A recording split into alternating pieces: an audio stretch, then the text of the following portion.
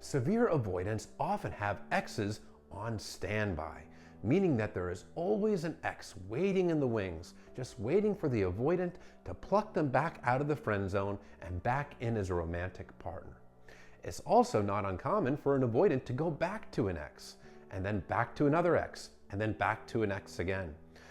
Avoidants rarely like to slam the door shut on any partner. They like to have available options.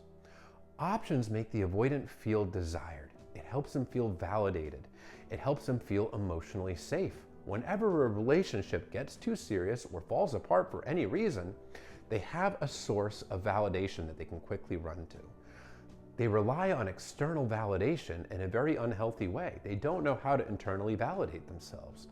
This is because severe avoidants also have a very low self-esteem and a lack of self-worth.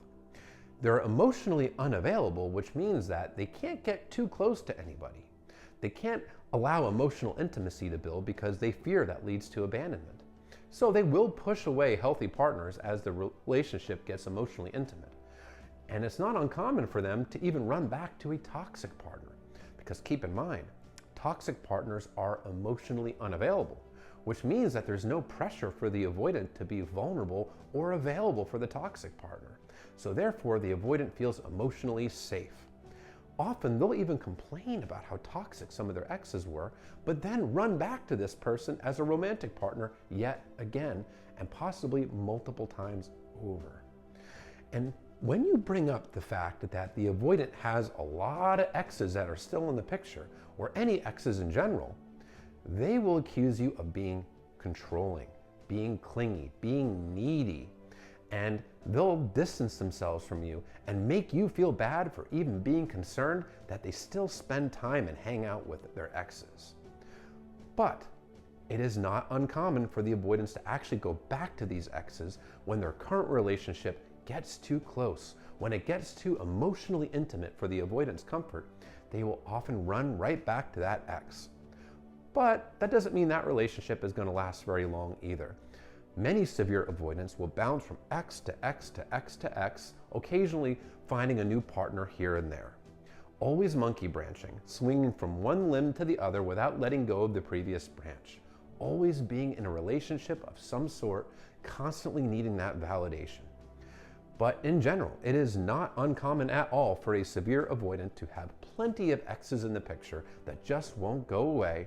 And when you address this with them and you address your concerns about it, you are gaslit and told that you are just being needy, that you are being clingy, and that it's your problem.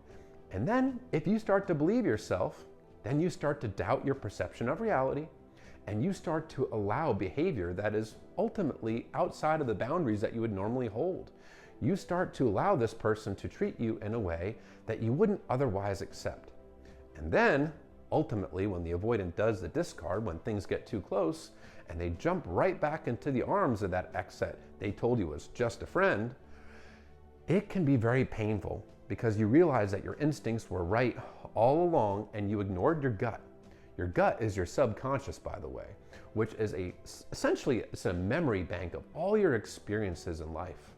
It recognizes every human interaction and it stores them for later use. So when your gut is telling you something, that's your subconscious saying, hey, we've seen something like this before, and this is either a bad thing or a good thing. When you suppress your gut and ignore it over issues like the ex that's still in the picture, and then the avoidant jumps back into the picture, some evidence there that when these things arise in a relationship, it might be a good idea to follow your gut instinct. Now, your gut, your intuition, it is not 100% accurate, but it is there to inform you. It informs you based off of your emotions and past experiences. So when there's an ex in the picture that you're not comfortable with, and you vocalize it and your feelings are dismissed about it, well, understand that can be a boundary and an opportunity for you to assert a boundary in a healthy way to actually stand up for your own wants and needs, because your feelings do matter as well. Your wants and needs matter. Don't just cater to the wants and needs of the avoidant, because what you'll be doing is you'll be hurting your own confidence and pushing yourself further into insecurity.